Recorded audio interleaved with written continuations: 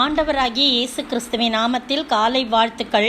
இன்றைய மன்னா, பரலோகத்தின் தேவனாகிய கர்த்தாவே, உம்மில் அன்பு கூர்ந்து உம்முடைய கற்பனைகளை கைக்கொள்கிறவர்களுக்கு உடன்படிக்கையும் கிருபையும் காக்கிற மகத்துவம் பயங்கரமான தேவனே.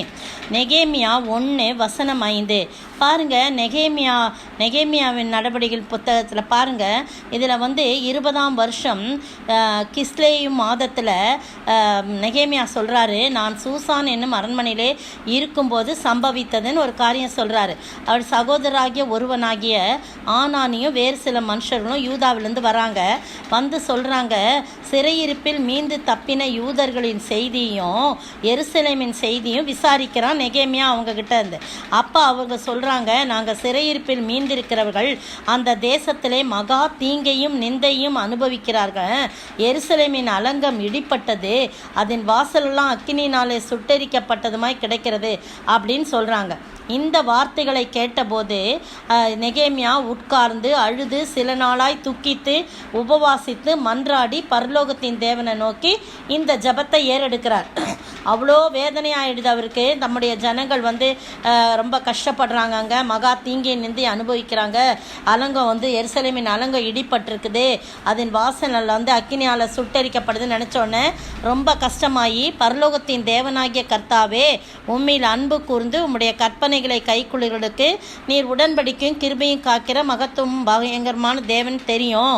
உமது அடியாராகிய நாங்கள் இஸ்ரவேல் புத்தருக்காக இன்றைய இரவும் புகழும் உமக்கு முன்பாக மன்றாடி, இஸ்ரவேல் புத்தராகிய நாங்கள் உமக்கு விரோதமாக எல்லா செய்த பாவங்களாம் முதல் ஆண்டவரை புகழ்றான். ஆண்டவரிடத்தில் அன்பு கூர்ந்தா என்ன அவர் செய்வார்ன்றதை சொல்கிறான்.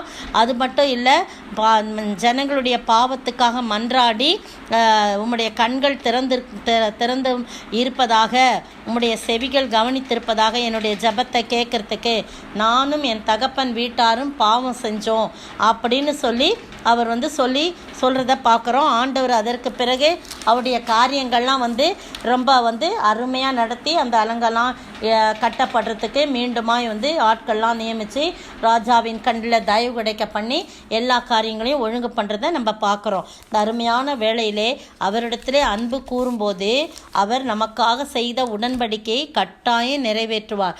அந்த உடன்படிக்கையை நிறைவேற்றுவதற்கு அவர் மகத்துவம் பயங்கரமான தேவன், எனவே கிருபை பொருந்திய தேவன். எனவே இந்த அருமையான வேளையிலே நீங்களும் நானும் அன்பு கூறும்போது, ஆண்டவருடைய சமூகத்திலே அன்பு கூர்ந்து அவருடைய கற்பனைகளை கை கொள்ளும்போது உடன்படிக்கைகளை நிறைவேற்றுகிற தேவன் என்று சொல்லி நம்ம பார்க்குறோம். அப்படியாய் ஆண்டவருடைய ஆசீர்வாதத்தை நாம் பெற்று வாழ ஆண்டவர் தாமே கிருபை செய்வாராக. ஆமீன். அன்பு கூறுவேன் இன்னும் அதிகமாய், ஆராதிப்பேன் இன்னும் ஆழமாய், உம்மை உள்ளத்தோடு ஆராதிப்பேன், முழு பலத்தோடு அன்பு கூறுவேன். ஆராதனை ஆராதனை ஆராதனை ஆராதனை ஆராதனை ஆராதனை ஆராதனை ஆராதனை. ஸ்தோத்திரிக்கிற ஆண்டவரே, துதிக்கிற ராஜா, உம்மை ஸ்தோத்திரிக்கிறோம். நெகேமியா கர்த்தாவே துக்கித்து பல நாளாய் துக்கித்து அழுது எருசலேமுக்காக ஜனங்களுக்காக தன்னுடைய கர்த்தாவே அலங்கம் இடிந்ததற்காக சுட்டரிக்கப்பட்டதற்காக துக்கித்து அழுத போதும் ஆண்டவரே உம்மிடத்திலே தன்னுடைய விண்ணப்பத்தை வைக்கிறார்.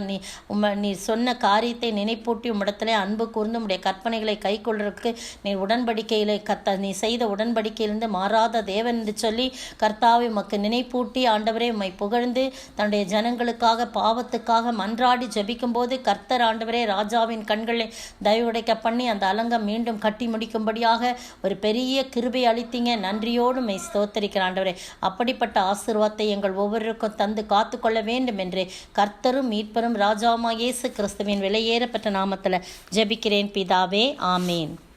நேற்றைய பதில், உம்முடைய சத்தியத்தினாலே அவர்களை பரிசுத்தமாக்கும். யோவான் 17:17. இன்றைய கேள்வி, இயேசுவை கட்டுண்டவராக யாரிடத்தில் அனுப்பினான்?